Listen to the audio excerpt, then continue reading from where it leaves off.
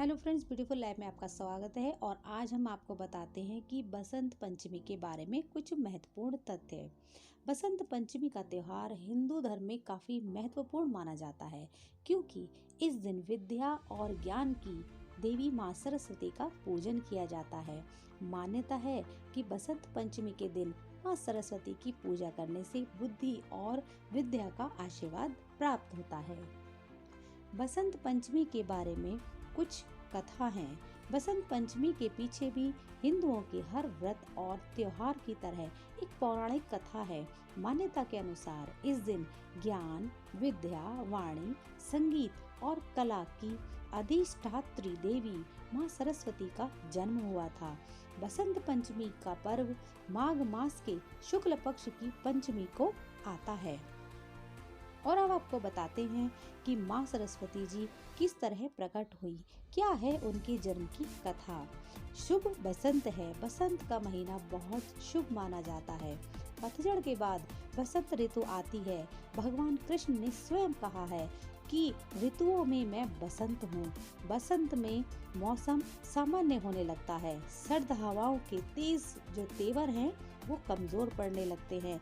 साफ शब्दों में अगर कहा जाए तो बसंत ऋतु में ना तो ज्यादा सर्दी होती है और ना ज्यादा गर्मी होती है, इसलिए बसंत को ऋतुओं का राजा माना जाता है। माँ सरस्वती की कथा। मान्यता के अनुसार भगवान विष्णु की आज्ञा से ब्रह्मा जी ने सृष्टि का प्रारंभ किया और मनुष्य की रचना की, लेकिन वो अपनी रचना से, अपने सृजन से संतुष्ट नहीं थे। उन्हें लगता था कि चारों ओर कुछ कमी रह गई है, जिसके कारण चारों ओर मौन छाया हुआ है। इसके बाद भगवान विष्णु जी से सलाह लेकर ब्रह्मा जी ने अपने कमंडल से जल छिड़का और जैसे ही जल की छींटें पृथ्वी पर पड़ी तो उसमें कंपन होने लगा और एक अद्भुत शक्ति का प्रकट हुई। ये प्रकट जो है एक चतुर्भुजी सुंदर स्त्री का था, जिसके एक हाथ में वीणा और दूसरी हाथ में वर मुद्रा में था। अन्य दोनों हाथों में पुस्तक और माला थी। देवी जी ने वीणा बजाया। ब्रह्मा जी ने देवी जी से वीणा बजाने का अनुरोध किया। जैसे ही देवी ने वीणा बजाना शुरू किया, पूरे संसार में एक मधुर सी ध्वनि फैल गई। संसार के जीव जंतुओं को एक वाणी मिल गई। तब ब्रह्मा जी ने उनको वाणी की देवी कहा, सरस्वती कहा।